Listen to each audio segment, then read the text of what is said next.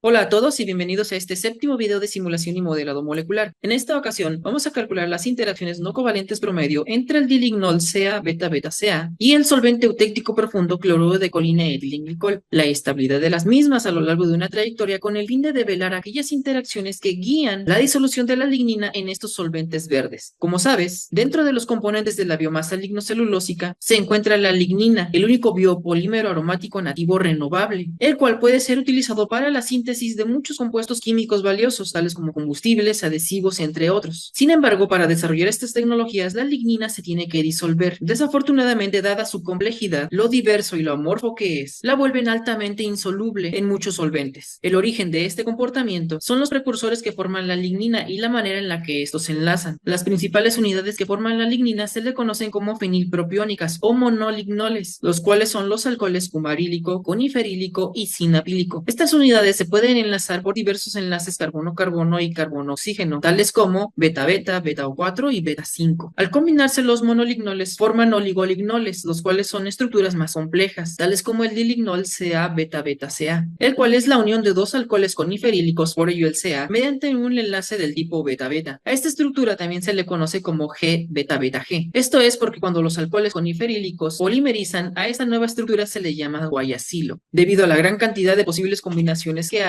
existen diversos tipos de lignina, y un solvente que llegue a disolver la lignina tipo X puede que no disuelva la lignina tipo Y. Para ello, recientemente se han propuesto los solventes eutéticos profundos como un medio muy prometedor para disolver la lignina, particularmente porque los componentes dentro de estos solventes se pueden cambiar y así sintetizarlos para tareas específicas, por lo que virtualmente pueden desarrollar todos los tipos de interacciones con la materia. Si quieres saber más de estas interesantes moléculas, puedes consultar este tutorial que te dejo aquí. Bajo esta premisa, a través de simulación molecular, podríamos develar las interacciones no covalentes que favorecen la disolución de la lignina, particularmente en el solvente cloruro de colina etilenglicol, y así, eventualmente, proponer solventes que mejoren dichas interacciones. Pero a todo esto, ¿qué son las interacciones no covalentes? Las interacciones no covalentes o non-covalent interactions, NCI, son interacciones entre átomos que no están compartiendo electrones o que no están enlazados. Si la interacción involucra átomos de diferentes moléculas, a la interacción se le llama intermolecular. Por el contrario, si la interacción involucra átomos dentro de la misma molécula, a la interacción se le llama intramolecular. En lo particular, nosotros vamos a estar interesados en las interacciones no covalentes intermoleculares, es decir, entre la molécula del dilignol y las moléculas del solvente. Desafortunadamente, las interacciones no covalentes permanecen ocultas dentro del vacío que hay entre las moléculas. Sin embargo, podemos definir tres categorías bien establecidas que involucran puentes de hidrógeno, interacciones débiles y repulsiones estéricas. En el 2010, el grupo del profesor Weitao Yang, el mismo que desarrolló la teoría detrás del funcional B-Lib, reportaron un método eficiente para identificar las interacciones no covalentes usando la densidad electrónica y sus derivadas. Vamos a imaginar que nosotros tenemos un sistema de dos partículas, cada una de ellas con la representación de su densidad electrónica en función del radio, la cual parte del centro de la molécula. Puedes notar que la densidad electrónica se concentra o es más alta cerca del núcleo de la partícula, mientras que un decaimiento exponencial de la densidad se observa a medida de que el radio aumenta. Cuando dos partículas interactúan, habrá una modificación del comportamiento de la densidad electrónica como resultado de esa interacción. Para identificar esto, Weitao Yang y su equipo propusieron una entidad llamada gradiente reducido de la densidad, el cual es función de la densidad electrónica y de su gradiente. Este gradiente realmente nos indica cómo se deforma la densidad electrónica. Dada esta ecuación, podemos notar que a valores bajos de la densidad, el gradiente reducido tiende a infinito, y por el contrario, a valores altos de la densidad, el gradiente proporciona valores bajos. Este comportamiento lo podemos observar si graficamos la densidad en el eje X y el gradiente en el eje Y. Cuando dos partículas se enlazan, la gráfica de gradiente contra densidad se deforma y forma un pico. Este comportamiento se explica porque la densidad electrónica se deformó debido a la interacción de los orbitales y se incrementó en un punto en particular fuera del núcleo de los átomos. Este punto se denomina punto crítico de enlace o point critical point y corresponde a un saddle point, es decir, a un punto de silla. Y como sabes, la derivada de una función de un saddle point es cero en todas sus direcciones, por lo que dada la ecuación 1, el gradiente reducido debería de ser cero en este punto, lo que genera este punto particular que vemos en esta gráfica. Weitao Yang y su equipo encontraron que un proceso similar ocurre para las interacciones no covalentes, solo que la densidad electrónica no es tan alta en el punto crítico, pero sí lo suficiente para que el gradiente tienda a cero en las densidades no nulas. Como consecuencia, se forma este pico en la región de densidades bajas en la gráfica de gradiente reducido contra la densidad electrónica, por lo que este pico representa una interacción no covalente. Desafortunadamente, Desafortunadamente, este tipo de gráficas no nos va a ayudar a saber si se trata de una interacción atractiva o repulsiva. Para ello, el mismo grupo propuso utilizar el laplaciano de la densidad, pues dentro de sus eigenvalores, particularmente lambda 2, toma valores negativos para interacciones atractivas, como puentes de hidrógeno, interacciones van der Waals, debido a que la densidad electrónica se acumula en esos puntos críticos. Por otra parte, lambda 2 va a tomar valores positivos para choques estéricos, repulsiones atómicas o átomos que no están en contacto, particularmente porque la densidad electrónica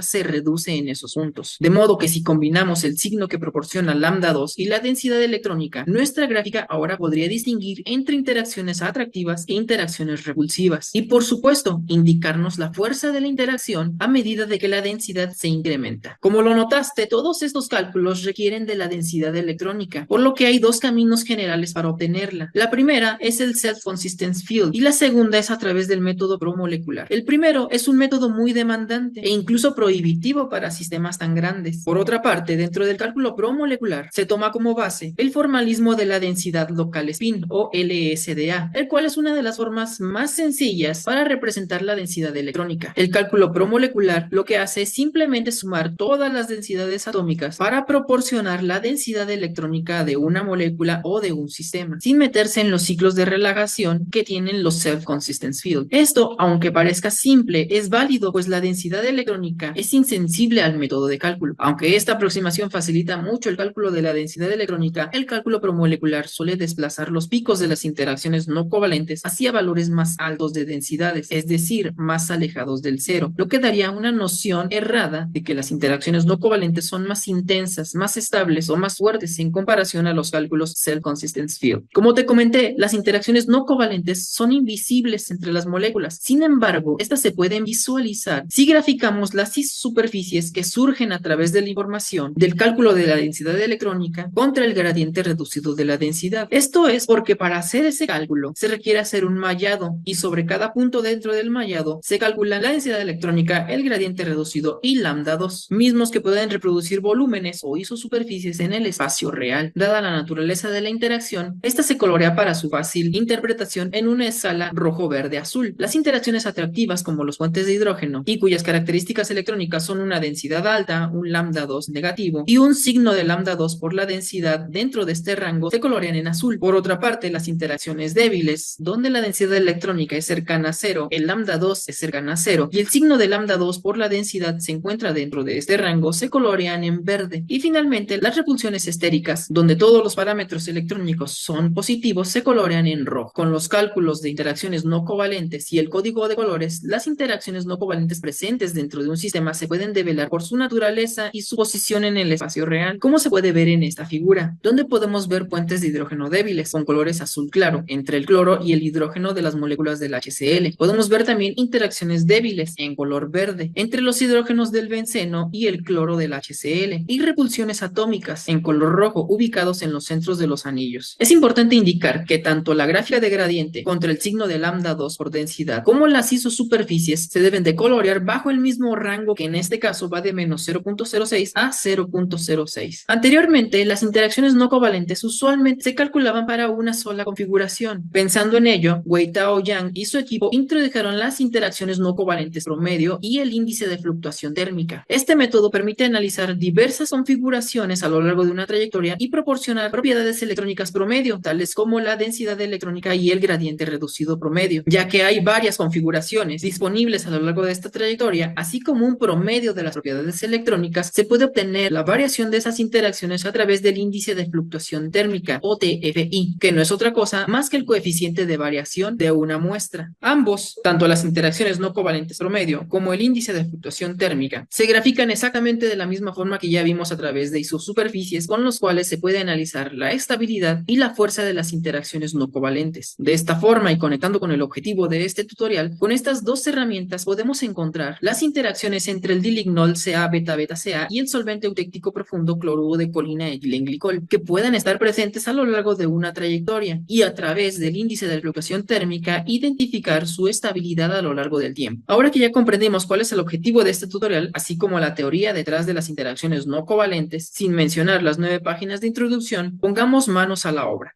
Antes de comenzar, te comento que los paquetes computacionales que vamos a utilizar son Pacmol, Gromax, PMD y MultiWFN. Todos estos programas son gratuitos, por lo que los puedes descargar sin problemas desde sus páginas principales, o bien lo puedes hacer siguiendo los links que te dejo en cada uno de sus nombres. Por otra parte, todos los archivos necesarios para llevar a cabo este tutorial se encuentran disponibles en este link, mismo que dejaré también en la descripción de este video. El objetivo de esta sección será generar un sistema que contenga el dilignol y al solvente eutéctico profundo cloruro de colina etilenglicol. Para ello vamos a usar algunos de los archivos que vienen en la carpeta Files que descargaste. Los documentos que vienen dentro de esta carpeta los podemos identificar rápidamente a través de nuestra consola. Para ello navegamos hasta donde tengamos nuestra carpeta Files, que en mi caso se encuentra en el escritorio de mi computadora. Para enlistar los archivos simplemente escribimos ls-r y la carpeta Files. Y rápidamente podrás observar una lista de las carpetas y archivos que hay dentro de la carpeta Files. En la raíz de la carpeta tenemos el archivo pacmol.in, el cual utilizaremos para construir nuestro sistema. También podemos ver que hay otros archivos como los .mdp, que son archivos que tienen detalles de las simulaciones, el archivo .top, que contiene la topología, ambos en formato Gromax. Particularmente en la dirección files.des tenemos las carpetas ITP, PDB y top, los cuales contienen los campos de fuerza, las estructuras en PDB y las topologías de varios solventes eutéticos profundos basados en cloruro de colina. Estos campos de fuerza reciben el nombre OPLS-DES, ya que su base es el campo de fuerza OPLS. El OPLS-DES fue desarrollado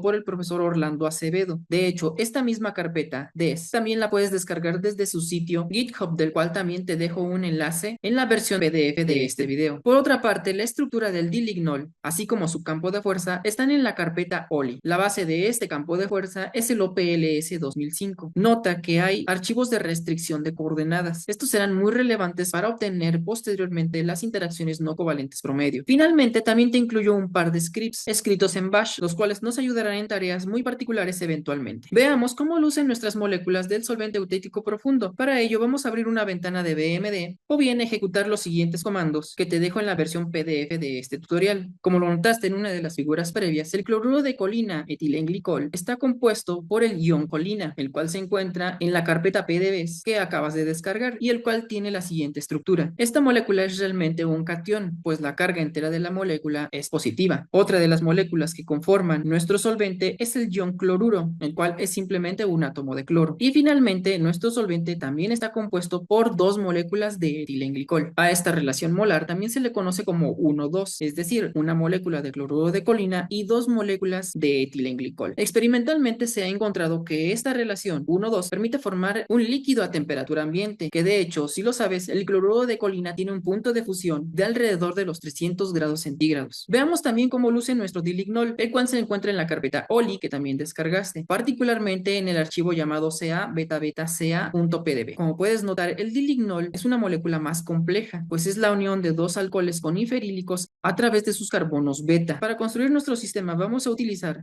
el archivo pacmol.in que se encuentra dentro de nuestra carpeta que acabamos de descargar. Para construir el sistema vamos a utilizar el pacmol.in. Para ello revisamos su contenido, por lo que escribimos bi files pacmol.in. Este archivo cargará los PDBs de la colina, del ion cloro y del etilenglicol desde la ruta donde estos se encuentren. Una vez cargadas las moléculas, pondrá 80 moléculas de colina, 80 moléculas del ion cloro y 160 moléculas de etilenglicol en una caja cuyo origen es 000 y tiene por lado 32 angstroms. Luego va a cargar la estructura del dilignol desde donde éste se encuentre y su centro de masa lo va a poner en las coordenadas 16, 16, 16, que corresponde al centro de nuestra caja cúbica que tiene por lado 32 angstroms. Una vez que se haya construido todo el sistema, las coordenadas las vaciará en el archivo que tiene por nombre ccetg.ca-beta-ca.pdb, el cual tiene un formato tipo PDB. Este archivo no requiere de modificaciones, por lo tanto salimos. Para llevar en un orden de nuestros cálculos, vamos a hacer una carpeta llamada a.preparation. Para ello escribimos mkdir a.preparation. Le damos enter e ingresamos en ella y copiamos el pacmol.in que se encuentra en la carpeta que descargaste. Para ello escribimos copy.fails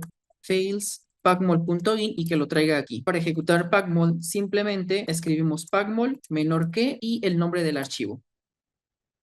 Al terminar el proceso de construcción, verás que se ha formado este archivo, que de hecho lo podemos enlistar, el cual tiene 80 moléculas de nuestro solvente y una sola molécula de nuestro soluto. Ya que utilizaremos GROMACS, vamos a pasar nuestro sistema de formato PDB a un formato .gro. Para ello vamos a escribir gmx editconf -f y le alimentamos nuestro archivo PDB y como archivo de salida el mismo nombre pero en formato .gro. Además le voy a agregar que nuestro sistema me lo ponga en una caja de 3.3 nanómetros, que corresponden a 33 Armstrongs. Este valor de 3.3 es ligeramente más alto que el valor original de los 32 Armstrongs que utilizamos. Esto es para evitar problemas al momento de la minimización. Si yo le doy Enter, vemos que nuestro sistema se ha escrito en formato .gro. La configuración de este sistema también lo podemos ver directamente en BMD, por lo que abrimos una nueva ventana del visualizador y jalamos el archivo .gro que nosotros hemos creado. Para visualizar al dilignol me voy a Graphics, Representations y en la sección de Select Atoms voy a escribir ResName CAC. Le doy nueva representación y lo vamos a colorear en algún tono que resalte, por ejemplo,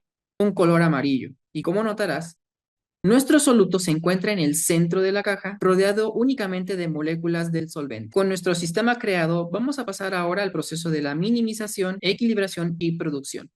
Como parte de la estructura de nuestros cálculos, vamos a hacer una nueva carpeta en donde colocar los resultados de nuestra trayectoria. Para ello, vamos a crear una carpeta llamada Simulation, b.simulation, y entramos en ella. Particularmente a esta carpeta, vamos a traer los archivos configuracionales MDP que vienen en la carpeta Files que descargaste. Para ello escribimos copy.files *.mdp y que lo traiga aquí. También vamos a copiar el archivo de topología que se encuentra en la misma ruta, *.top y que lo traiga aquí. Esencialmente, el archivo de topología .top nos indica qué regla de mezclado vamos a utilizar para las interacciones Lennard-Jones. En este caso dice 3, es decir, la regla geométrica, tal y como los campos de fuerza o PLS lo requieren. Además, el 0.5 en estas dos secciones corresponden al escalamiento de las interacciones 1,4 Lennard-Jones y 1,4 electrostáticas respectivamente. En las siguientes líneas, particularmente en Load Atom Types, se cargarán los tipos de átomo que conforman nuestro sistema y que se encuentran en los archivos con terminación .itp. Estos archivos incluyen los tipos de átomo para el ion colina, el ion cloruro, el etilenglicol y nuestro dilignol. En la siguiente sección, Load Molecules, le indicamos la ruta y el nombre de los archivos ITP que contienen la estructura de las moléculas, es decir, los átomos que lo componen, su carga, los enlaces que tienen, los ángulos, etcétera, etcétera. Al igual que los atom types, las moléculas que cargamos aquí son la colina, el ion cloruro, el etilenglicol y nuestro dilignol. En la sección System, colocamos un nombre genérico. Yo le puse CCETG, CA, beta, beta, CA. Y finalmente en la sección Molecules, le indicamos el nombre de cada tipo de molécula que tiene nuestro sistema. El número, el tipo y el orden de esta sección debe ser exactamente el mismo que tengamos en nuestro archivo .gro. Por ejemplo, nosotros primeramente tenemos la molécula Chol, de la cual debe de haber 80 moléculas de la misma.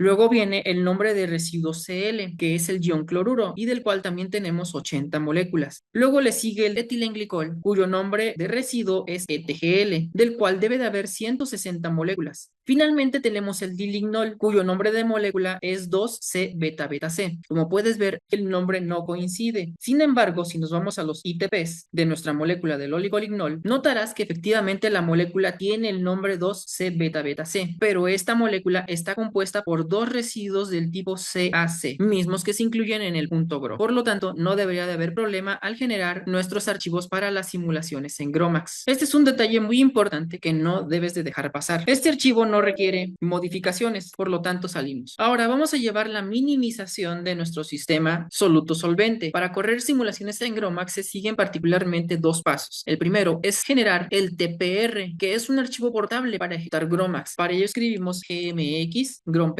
-f y le damos el archivo configuracional de la minimización. Dentro de esta línea de comando también escribimos -p y le damos el archivo de topología. Seguimos con -c y le damos las coordenadas de entrada de nuestro sistema, los cuales están en .preparation ccetg.gro y terminamos con un -o para guardar el archivo minimización.tpr. Al ejecutar esta línea de comando, se nos generará nuestro archivo TPR, el cual lo podemos enlistar y ver dentro de nuestra carpeta. Este fue el el primer paso. El segundo paso consiste en correr la simulación. Para ello escribimos gmx mdrun -b para que escriba en pantalla el avance de la simulación, -def nm para darle el mismo nombre a todos los archivos de salida, que en este caso serán igual al nombre del archivo tpr, el cual es minimization sin la terminación .tpr. Al darle enter, este proceso realmente no va a demorar, ya que solo le estoy pidiendo 500 pasos de minimización. Con esta etapa terminada, podemos pasar ahora a la simulación npt, pero antes de ello vamos a echarle un vistazo al archivo de equilibración npt, cuyo objetivo será generar la densidad correcta de nuestro sistema. Para ello escribimos bi equilibration npt 350.mdb, cuyo contenido nos indica lo siguiente: vamos a llevar a cabo una dinámica molecular que tiene una longitud de 1.000.000 de pasos, usando un tiempo de paso de 1 femtosegundo, aunque aquí lo expresamos en picosegundos. Si multiplico este 1.000.000 de pasos por este femtosegundo, la longitud de nuestra simulación será de 1 nanosegundo. Dentro de otros detalles, nosotros vamos a utilizar también un radio de corte de 12 angstroms para calcular todas las interacciones no enlazantes, tanto Lennard-Jones como electrostáticas, en el espacio real. Más allá de esos 12 angstroms, la energía no enlazante se calculará a través de los algoritmos Particle Mesh igual o PME. Para ello vamos a utilizar condiciones periódicas de frontera en todas las direcciones. Por otra parte, y como viste en el archivo de topología, las interacciones cruzadas se calcularán a través de la regla geométrica. Particularmente, esta simulación se llevará a una temperatura de 350 Kelvin, controlada por el termostato Bird-Scale, usando un factor de acoplamiento de 1 picosegundo. Vamos a utilizar 350 Kelvin, ya que este valor se encuentra dentro del rango experimental en el que se favorece la disolución de la lignina en los solventes eutécticos. También, recordando que estamos trabajando en el ensamble NPT, la presión la pondremos a 1 bar, misma que será controlada por el barostato de Berensen, usando también un factor de acoplamiento de 1 picosegundo. Por otra parte, todos los enlaces covalentes que incluyan hidrógeno serán restringidos a través del algoritmo LINX. La información de salida de esta simulación la dejaremos en este valor para que nos genere únicamente 100 cuadros de nuestra trayectoria NPT. En otras palabras, los outputs se van a estar escribiendo cada 10.000 pasos. Como te mencioné al inicio de la construcción de nuestro sistema, para analizar las interacciones no covalentes será necesario restringir el soluto. En este caso lo haremos por la keyword define, donde a través de la letra "-d" vamos a activar una restricción de coordenadas llamada postres npt-oli. Eso quiere decir que la topología del oligolignol, al ver esta definición, lo que va a hacer será cargar un archivo de restricciones que tiene por nombre postres npt-oli.itp, el cual, si nosotros abrimos, tendrá este contenido. Este archivo es fácil de leer. Nos está diciendo que el átomo número 43 de nuestro oligolignol tendrá sus coordenadas X, Y y Z restringidas mediante una constante de fuerza de 10.000 kilojoules mol por nanómetro cuadrado. En esta etapa no es necesario restringir todo el dilignol, sino un solo átomo para que toda la estructura se relaje dentro del solvente. Particularmente, ya que el ensamble NPT involucra un reescalamiento del volumen, lo que conlleva un reescalamiento de todas las coordenadas de las moléculas, se tiene que corregir este efecto restrictivo sobre el átomo que estamos restringiendo. Para ello será necesario agregar esta opción en nuestro archivo configuracional. Una vez que tenemos los pormenores de esta simulación NPT, vamos a generar el archivo portable para eventualmente correr nuestra simulación. La sintaxis va a ser muy similar: gmx grompp -f y le damos el archivo configuracional de equilibration npt 350.mdp, seguido de -p en donde le damos la topología, ya que esta no ha cambiado. Le damos un -c que corresponde a las coordenadas de entrada. En este caso vamos a utilizar las coordenadas que nos arrojó la minimización. Ya que estamos usando restricción de coordenadas, se requiere de un archivo de referencia, el cual se introduce con -r y el cual será el mismo archivo de minimización.gro.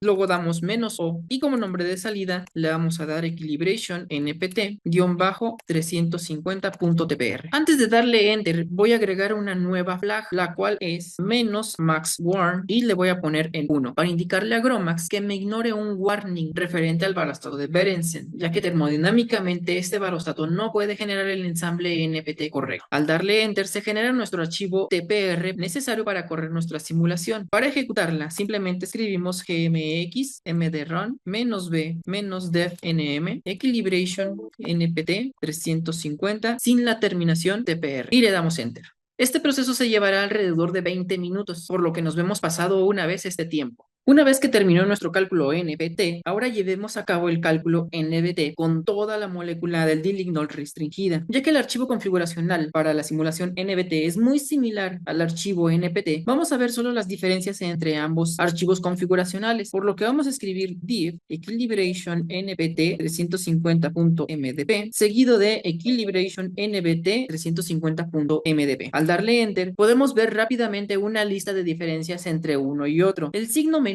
que indica la información que está en el primer documento y el signo mayor que indica la información que está en el segundo documento. Con esto podemos ver que la definición de restricción cambió. Ahora tenemos que nuestra restricción se define por postres nbt oli, la cual, si nos vamos a nuestro archivo itp del dilignol, podemos encontrar que si esa restricción se activa, la simulación deberá de cargar el postres nbt oli.itp. Este archivo contiene la siguiente información. Notarás rápidamente que ahora no solo restringimos un átomo, sino que restringimos todos los 48 átomos que conforman el dilignol, por lo que ahora sí, toda la molécula será restringida. Podemos saber si hay más diferencias si aparecen diversas líneas con estos tres guiones. Podemos notar que antes teníamos activado el termostato de Berensen y ahora lo desactivamos a través de un comentario y le estamos diciendo a la simulación que no queremos un acoplamiento de la presión. Como te comenté, tener toda la molécula restringida es un requisito para calcular correctamente las interacciones no covalentes promedio y el índice de fluctuación térmica. Conociendo estos detalles, vamos a preparar la simulación NBT, gmx, grompp, -f y le damos el archivo configuracional NBT, seguido de -p, vamos a cargar la topología que no ha cambiado, sigue siendo la misma, -c y le vamos a dar las coordenadas de salida de la etapa NPT. Nuevamente, como estamos restringiendo coordenadas, le vamos a dar el archivo de coordenadas de salida de la etapa NPT. Y finalmente con -o le decimos a Gromax que me escriba el archivo equilibration npt-350.tpr y le damos enter. Como ves, no hubo ningún problema al generarse este archivo portable para correr la simulación de Gromax. Ahora corremos la dinámica gmx mdrun -b -def nm para definir los nombres de los archivos de salida, los cuales serán equilibration-nbt-350 sin la terminación tpr. Al momento de darle enter, nuestra simulación empezará a correr. Esta etapa de cálculo también tardará alrededor de 20 a 25 minutos, por lo que nos vemos una vez terminando ese tiempo. Una vez que esta etapa de simulación NBT ha terminado, vamos a visualizar la trayectoria que se ha generado. Para ello vamos a abrir una ventana de BMD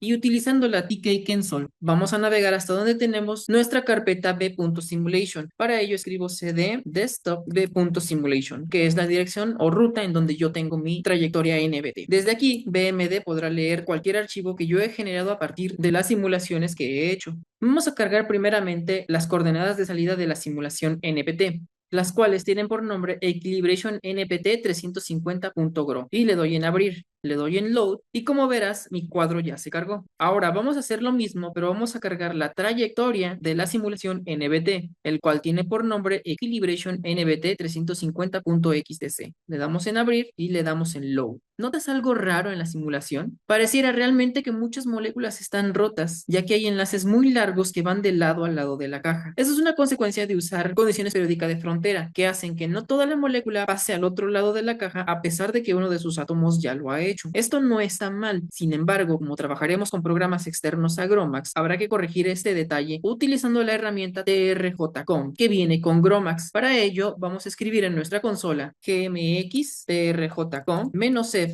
y le damos el nombre de la trayectoria que entre comillas está mal, que es equilibration nbt 350.xtc, seguido de -s y le damos el archivo tpr que originó esta trayectoria, el cual es equilibration nbt 350.tpr, seguido de -o. Aquí le vamos a asignar un nombre a nuestra trayectoria corregida. Yo le voy a poner el nombre de equilibration nbt 350-pbc.xtc. Y finalmente con la flag -pbc igual a whole, le voy a indicar a Gromax que quiero que las moléculas que estén rotas las ponga completas. Al darle enter, nos aparecerá una serie de opciones que nos preguntan en qué parte del sistema se buscarán estas moléculas rotas. Como realmente no sabemos en dónde están dichas moléculas, le voy a indicar que busque en todo el sistema. Por lo tanto, utilizo la opción 0. Le doy Enter y vemos que esta herramienta ya ha generado mi nueva trayectoria, la cual la puedo enlistar y ver en los archivos que están en esta carpeta, Equilibration NBT 350 pbc.xtc. Voy a visualizar esta nueva trayectoria en BMD, pero antes voy a eliminar todos los frames de la trayectoria que cargué previamente. Nuevamente voy en Archivo, le doy en Cargar datos en molécula y en el navegador selecciono la trayectoria que acabamos de generar, la cual tiene por nombre pbc.xtc. Le doy en Abrir y le doy en Cargar. Y como puedes ver, efectivamente nuestras moléculas presentes en el sistema ya no tienen ese comportamiento de moléculas rotas a lo largo de toda la trayectoria. Te repito, esto es útil porque vamos a estar trabajando con programas externos, los cuales no saben de las condiciones periódicas de frontera con las cuales nosotros trabajamos. Antes de trabajar con MultiWFN, hay dos aspectos que quiero contarte, los cuales son que MultiWFN trabaja con trayectorias en formato XYZ. Aunque puede cargar otro tipo de trayectorias, el utilizar XYZ le da la certeza del átomo que se está modelando. Y como segundo punto, ya que los sistemas son muy grandes, la obtención de la densidad electrónica de un sistema se calcula a través de la aproximación promolecular. Particularmente, este segundo punto hará que si tenemos muchos átomos, el programa demore en calcular la densidad electrónica de todo el sistema, incluso a través de este tipo de aproximaciones. Por otra parte, si usamos todo el sistema para calcular las interacciones no covalentes promedio o incluso el índice de fluctuación, los átomos que estén relacionados a esas superficies serán difíciles de rastrear o de seguirles el movimiento. Por esta razón, vamos a tomar únicamente las moléculas del solvente que se encuentren más próximas al dilignol a lo largo de toda la trayectoria, particularmente para hacer estos cálculos más eficientes, sin mencionar que vamos a tener muchas ventajas al momento de hacer la visualización. Para ello, vamos a aprovechar que tenemos BMD aún abierto y quiero que notes que todo el sistema tiene un total de 101 cuadros. Recuerda que BMD empieza a contar desde cero. Para fines de este tutorial, únicamente nos vamos a quedar con 100, por lo que dentro de este menú del BMD Main le damos clic derecho y seleccionamos la opción Save Coordinates. En Selected Atoms seleccionamos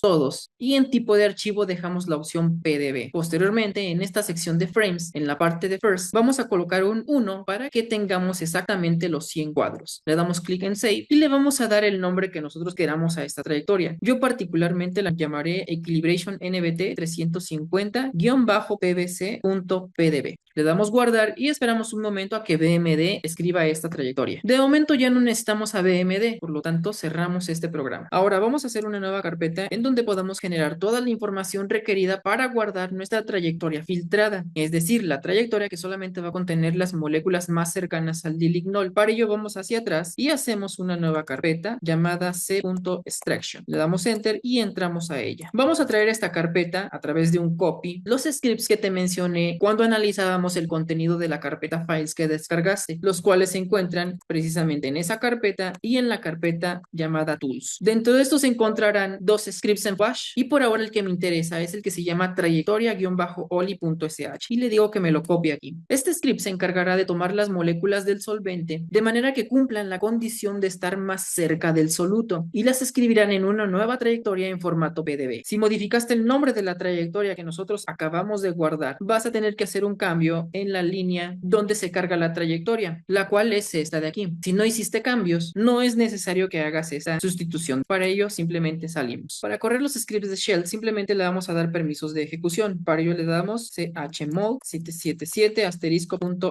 y ejecutemos el script con punto diagonal trayectoria-oli.sh. El programa nos pedirá algunos detalles. El primero de ellos es cuántas moléculas de colina y de cloro vamos a extraer. Te recuerdo que estas dos moléculas van a la par. Luego de analizar la trayectoria, desde mi punto de vista, me parece bien que sean 20 moléculas. Ahora nos pregunta cuántas moléculas del hydrogen bond donor vamos a extraer. El hydrogen bond donor no es otra cosa más que el etilenglicol. Y también le voy a poner 20. Poner 40 para seguir manteniendo la relación molar 1:2 es poco útil, ya que el dilignol se satura rápidamente en su capa de solvatación. Al darle enter, ahora me pregunta qué radio de interacción en Angstrom se usará para buscar las moléculas. Este radio puede ser el valor que tú quieras, pero te recomiendo que sea un valor pequeño, ya que este valor se usará como punto de partida para que el script busque a las moléculas en función de este radio de corte. Si fue muy alto, va a empezar a bajarlo, y si si fue muy bajo va a empezar a subirlo. Yo le pondré un radio de corte de 6. Finalmente nos indica cuántos cuadros hay en la trayectoria que acabamos de generar con BMD, que como recordarás son 100. Al momento de darle Enter, el programa comenzará a ejecutarse y demorará más o menos cerca de una hora. Durante la ejecución del programa podrás notar que se generan archivos temporales. Por ejemplo, aquellos que tienen la terminación .temp. El primero de ellos que se genera es el relacionado a las moléculas de colina. Esta información realmente es fácil de leer. Por ejemplo, aquí me está diciendo que en el cuadro 1 sí se encontraron las 20 moléculas y estas se encuentran a una distancia de 6.39 a partir del dilignol. Esta información es muy útil ya que el script no es infalible y puede que no encuentre el número de moléculas que le hayamos pedido a pesar de que el radio aumente poco a poco. Por esta razón, yo te recomiendo que monitorees este archivo de manera periódica para que vayas identificando qué cuadros no pudieron extraer las moléculas que le pedimos. En algún momento de la ejecución podrás leer en pantalla el siguiente mensaje. Esto nos indica que debemos de revisar los archivos con terminación .dat y verificar que todos los cuadros tengan las moléculas que le hayamos pedido. En este caso, todos deben de tener 20. Para ello, vamos a revisar primeramente el cholmolecules-r.dat y deberás verificar que todos los cuadros tengan 20 moléculas. Desafortunadamente, en el cuadro número 64, el script solamente pudo extraer 19 moléculas a un radio de 6.326 angstroms a partir del dilignol, por lo que hay que arreglar este cuadro. Para ello, vamos a cargar en BMD el cuadro que tenga ese problema.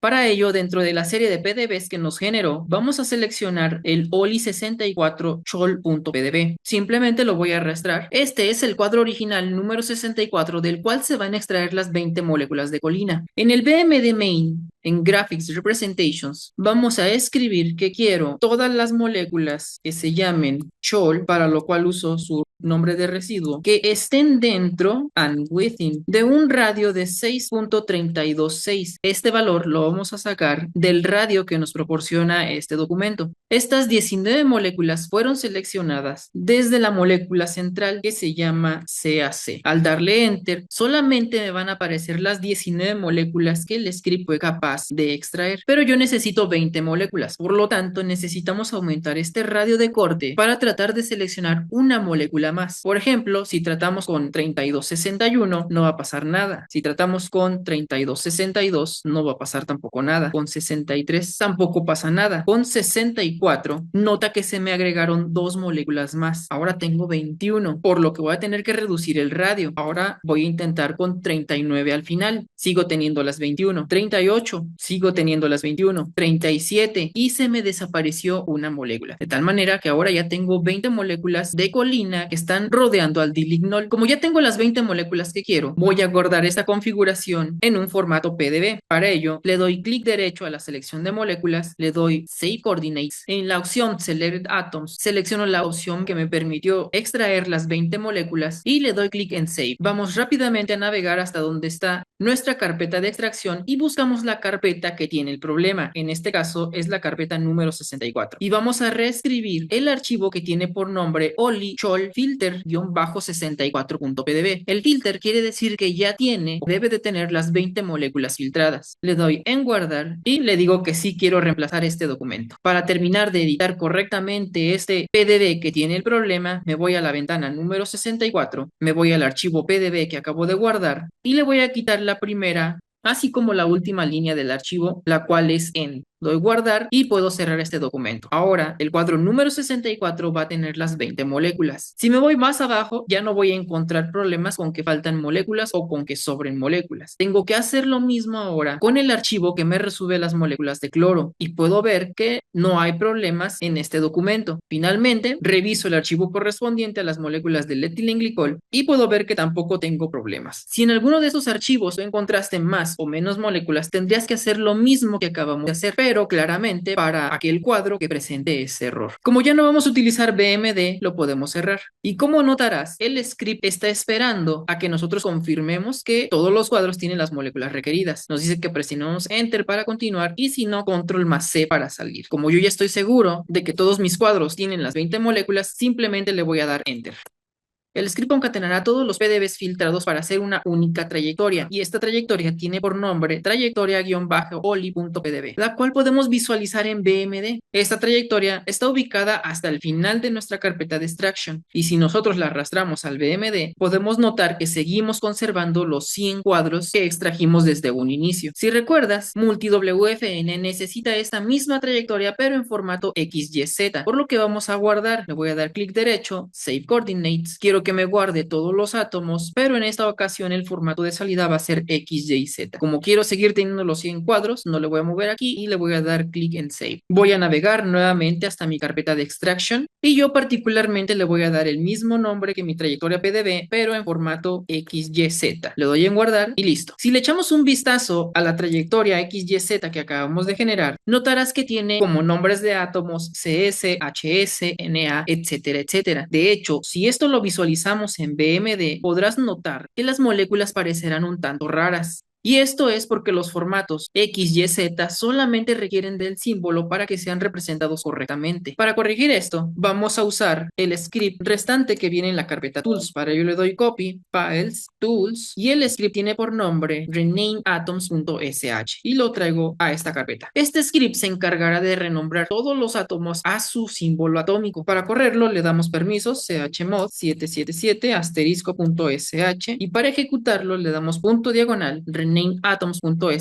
seguido del nombre de la trayectoria en formato XYZ, y al darle enter se corregirán todos los nombres de los átomos. De hecho, podemos nuevamente visualizarlo: BI trayectoria oli.xyz. Notarás que ahora todos los nombres raros provenientes del PDB fueron cambiados simplemente por el símbolo atómico correspondiente. Listo, con esto tenemos una trayectoria para ser usada directamente con los cálculos de interacciones no covalentes promedio. Para el análisis de las interacciones no covalentes vamos a crear una nueva carpeta llamada mkdir.d.anci y entramos en esta carpeta. Para facilitarnos los análisis vamos a traer aquí la trayectoria en formato XYZ que acabamos de hacer. Para ello le damos copy, extraction, trayectoria oli.xyz y que nos la traiga aquí. Abramos ahora el programa MultiWFN. Particularmente en esta computadora lo tengo como una ventana emergente de Windows, pero los pasos van a ser los mismos si tú lo corres en la terminal. Aquí, al presionar Enter, se nos abrirá el explorador y vamos a buscar rápidamente la trayectoria que deseamos analizar, la cual está en la carpeta que justamente acabamos de crear, y le doy en abrir. Al cargarla, nos aparecerá un menú con todos los análisis que MultiWFN puede hacer. Nosotros estamos interesados particularmente en la opción de visualización de interacciones débiles, la cual tiene por número 20, por lo tanto escribo 20. Dentro de este nuevo menú, vamos a seleccionar la opción 3, el cual es el cálculo de las interacciones no covalentes promedio. Escribo 3 y Enter. Ahora el programa me pide el rango de cuadros que queremos analizar, separados por una coma. Como recordarás, tenemos 100 cuadros y los vamos a analizar todos, de manera que escribimos 1,100, Enter. Como lo mencionamos en la sección de isosuperficies, es necesario hacer un mallado para los cálculos de interacciones no covalentes. Para ello seleccionaremos la opción 7, que consta de seleccionar dos átomos para determinar un centro. Por lo tanto, escribo 7. En este nuevo prompt vamos a seleccionar los dos átomos para definir el centro. Aprovechando que tengo BMD abierto, vamos a eliminar los cuadros de esta trayectoria que tiene los nombres cerrados y vamos a cargar la trayectoria que está en formato .pdb, la cual está en la carpeta C Extraction. En Graphics Representations solamente quiero a la molécula del dilignol, por lo tanto escribo resname CAC y le doy Enter. Como puedes notar en esta molécula, los átomos correspondientes a los carbonos beta, que son estos, son buenas opciones para el centro de la molécula. Estos átomos, según BMD, tienen por número serial 659 y 683. Recuerda que BMD empieza a numerar a las partículas a partir de 0. Ya que estos átomos serán mi centro, voy a escribir en MultiWFN 659,683 y le damos Enter. Ya que definimos el centro, MultiWFN nos pide ahora el número de puntos en la dirección X, Y y Z, sobre los cuales pasará el mallado. Ten en cuenta que entre más altos sean estos datos, favoreceremos la calidad de la imagen. En este caso yo voy a poner 200 en X, 200 en Y y 200 en Z. Le doy Enter. Ahora nos pide el tamaño de la caja. Si analizamos cuadros aleatorios de nuestra trayectoria, podemos notar que de los átomos que seleccionamos como centro, hay alrededor de 7 angstroms. Por ejemplo, de este carbono a este oxígeno que se encuentra al extremo, hay alrededor de 7 angstroms. Si selecciono un cuadro al azar, me voy a dar cuenta que siguen siendo alrededor de 7 angstroms. De modo que una caja de alrededor de esta distancia se necesitaría para cubrir todo el dilignol, claramente a partir del centro que nosotros hemos definido. MultiWFN nos pide esta distancia en Bohrs. Tomando en cuenta que 2 Bohrs más o menos forman un Armstrong, necesitaríamos alrededor de 14 Bohrs para cumplir con esta condición. Por lo tanto, escribimos 14, 14, 14. Al darle Enter, el programa comenzará a calcular densidad, gradiente y lambda 2. Este análisis demorará más o menos 10 minutos, por lo que seguiremos una vez que este análisis termine. Al terminar el cálculo del gradiente reducido contra el signo de lambda 2 por ρ promedio, vamos a guardar la información de este cálculo para hacer dicha gráfica. Por lo tanto, vamos a pulsar 5.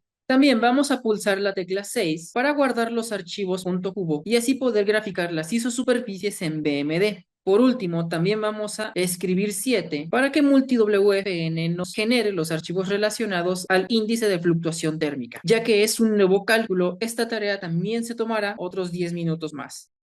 Al finalizar el cálculo de TFI, podemos cerrar el programa MultiWFN, control C. Ahora vamos a hacer la gráfica de gradiente reducido contra el signo de lambda 2 por densidad. Recuerda que todo esto ya es promedio, es decir, aplicado a toda una trayectoria. Para esto, primero vamos a limpiar el archivo que contiene la información para hacer esta gráfica. Esto es el output.txt. Este archivo contiene cerca de 8 millones de líneas y muchas de ellas no nos van a servir. Para limpiarlo, vamos a eliminar todos los puntos con altos valores de densidad y de gradiente, por lo que vamos a escribir grep menos VE, entre comillas, E más 0, con lo cual estoy diciendo que vas a quitar todos los puntos que tengan valores altos y lo voy a aplicar al archivo output.txt. Este archivo tiene muchas columnas y yo solamente estoy interesado en la columna de densidad y en la columna de gradiente, los cuales están en las columnas 4 y 5 de este archivo. Por lo tanto, voy a agregar una nueva ejecución a través de AWK, entre comillas, y que me imprima únicamente la columna número 4 y la columna número 5. Toda esta información que me ha filtrado la voy a mandar a un archivo que se llame output.dat. Al final nosotros obtenemos nuestro archivo output.dat. Ahora vamos a hacer un script de Python para graficar estos datos. Si no tienes Python, no te preocupes, solo hay que graficar los datos del output.dat, los cuales son realmente 2 columnas. Esto para que tengas una noción de la fuerza y naturaleza de las interacciones no covalentes. Para hacer nuestro script de Python, en la terminal vamos a hacer un nuevo archivo que se llame ANSI .py. Le doy enter y en este archivo voy a copiar todo el contenido que te indico en la página 28 de este PDF. Por lo tanto, seleccionamos todo eso, le damos copiar y lo pegamos en el archivo que tenemos abierto. Ese no es todo el contenido, para que no deje fuera las otras 2 líneas que nos quedan.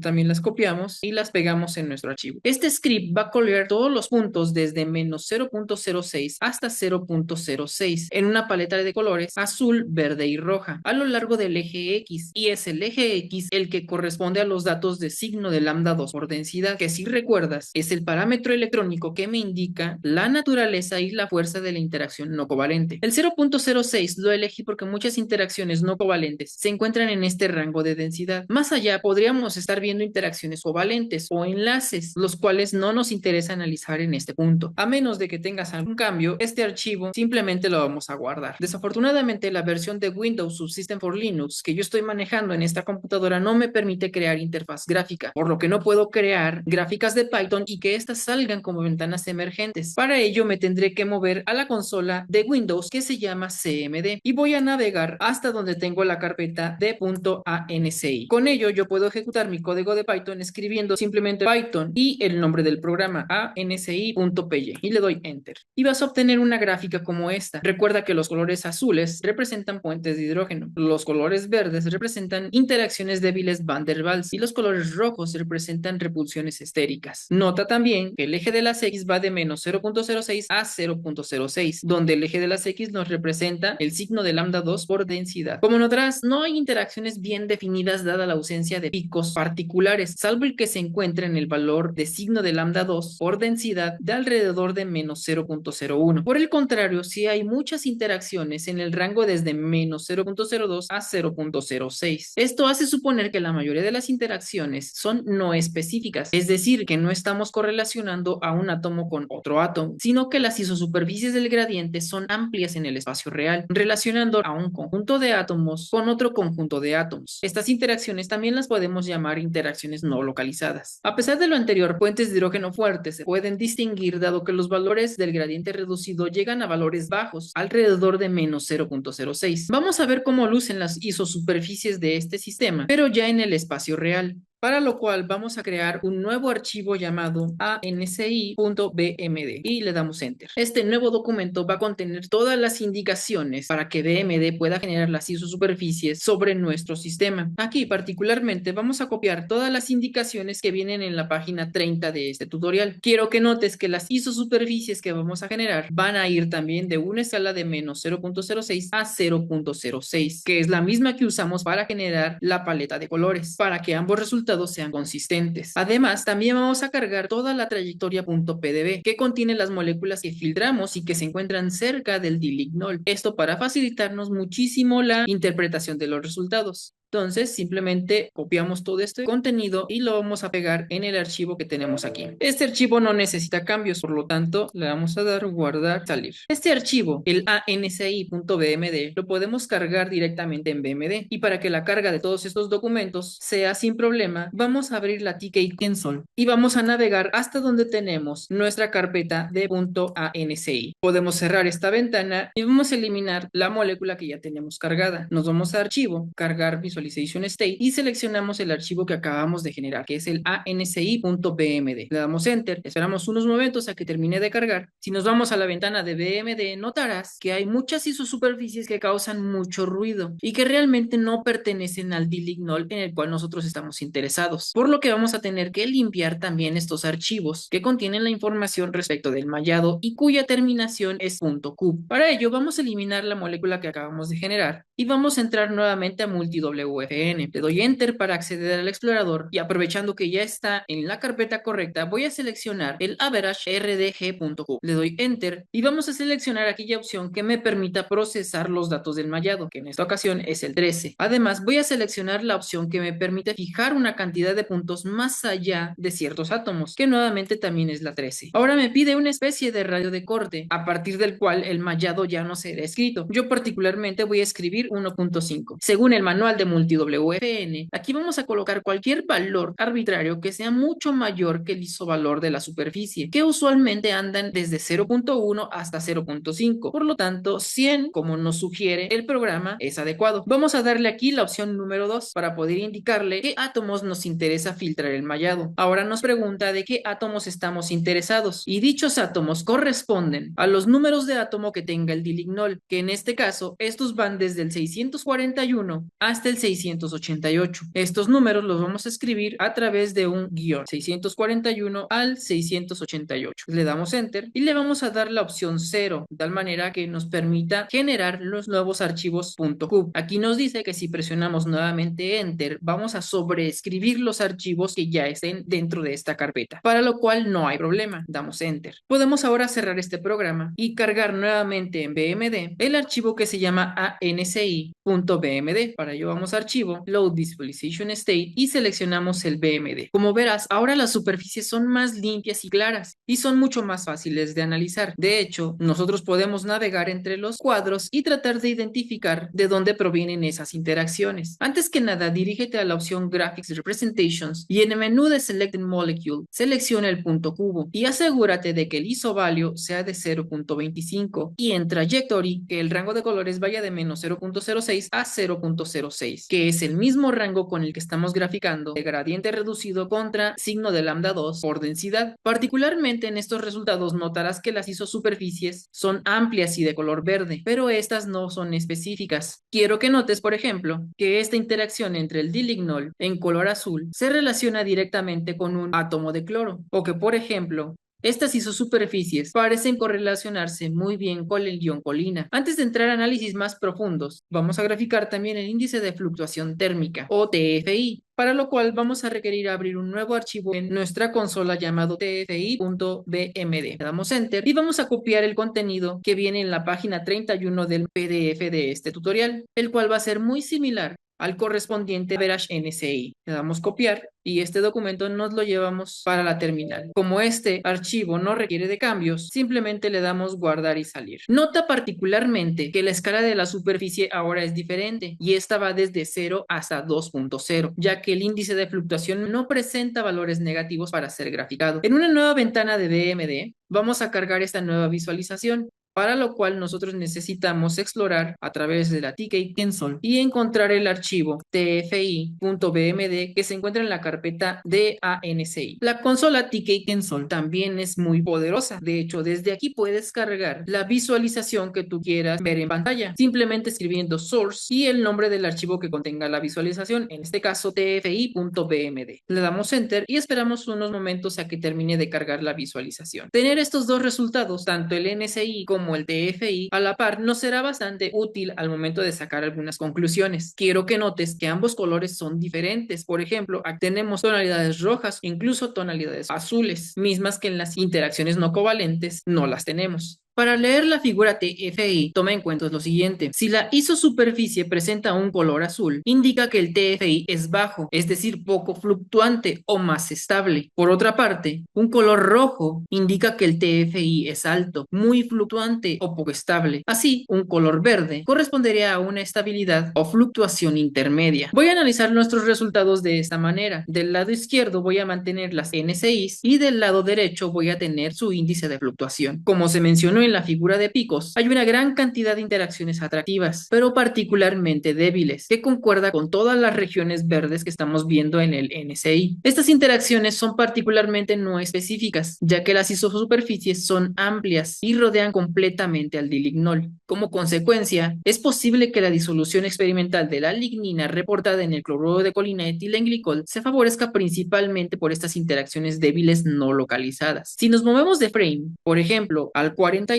vamos a poder encontrar una interacción localizada entre uno de los hidrógenos del hidroxilo del dilignol con el ion cloruro. Por el color de esa NCI, esta interacción forma un puente de hidrógeno, y por el color del TFI, del cual también tenemos que irnos al frame 42, nos indica que esta interacción, debido a su color azul grisáceo, es estable y presente probablemente en la mayoría de toda la trayectoria. Al respecto de la estabilidad, quiero que notes el siguiente contraste. La repulsión que se da dentro de los anillos del dilignol es de color rojo, lo cual nos indica que es claramente repulsiva, pero también es, a la vez, una interacción sumamente estable debido a su color azul fuerte en el TFI, pues esta repulsión siempre está presente en la simulación, es decir, los anillos no se rompen. Otro puente de hidrógeno que involucra al ion cloruro es el formado entre los átomos de hidrógeno de los anillos a través de estas interacciones débiles. Esto lo sabemos por el color verde que tiene esta interacción en la isosuperficie no covalente del análisis NCI, aunque por otra parte, el análisis del TFI me dice que esta misma interacción es ligeramente estable por el color azulado que tiene en la isosuperficie de la fluctuación. Otras interacciones relevantes pero débiles son las formadas por el oxígeno de los grupos OH del dilignol, es decir, estos que tenemos aquí. Dentro de todas estas interacciones se presentan superficies no localizadas y débiles con los hidrógenos alifáticos del catión colina. Esta interacción, aunque débil, según el índice de fluctuación térmica,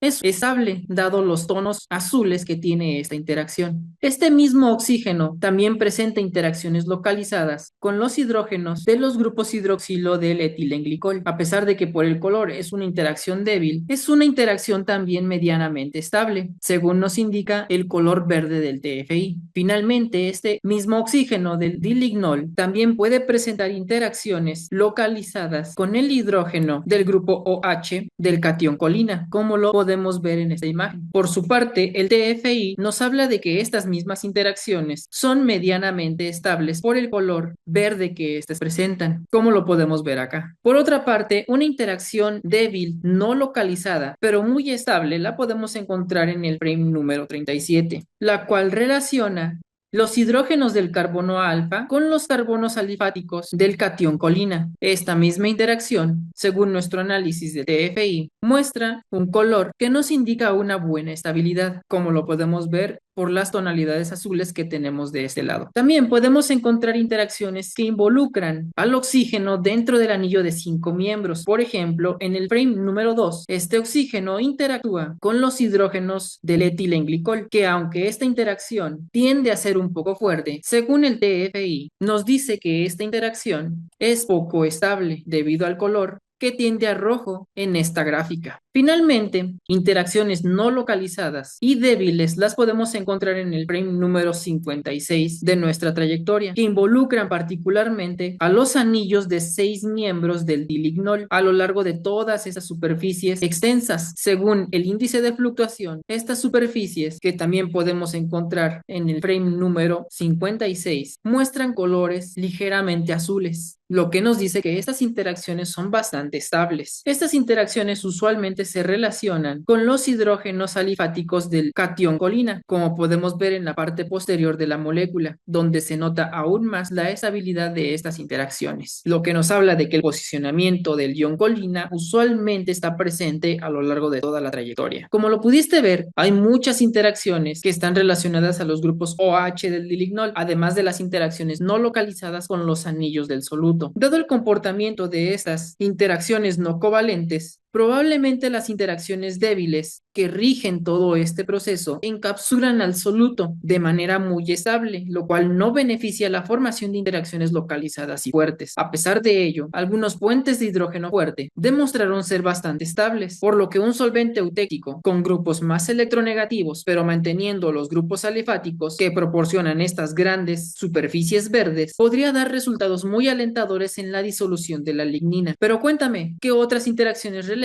encontraste en este sistema conformado por estos nuevos solventes verdes? Felicidades, ya has terminado el tutorial GROMACS Multi-WFN Interacciones no covalentes. Ahora ya puedes hacer simulaciones de dinámica molecular en GROMACS, extraer las moléculas cercanas a un soluto desde una trayectoria, calcular y graficar las interacciones no covalentes promedio con multi-WFN, así como su estabilidad a lo largo del tiempo, y finalmente interpretar los resultados buscando aquellas interacciones que favorecen la disolución de solutos en solventes. Si tienes dudas, comentarios o sugerencias, por favor escríbeme un correo a la dirección que te dejaré abajo en la descripción de este tutorial, o bien déjalo como parte de un comentario de este video. Hasta luego.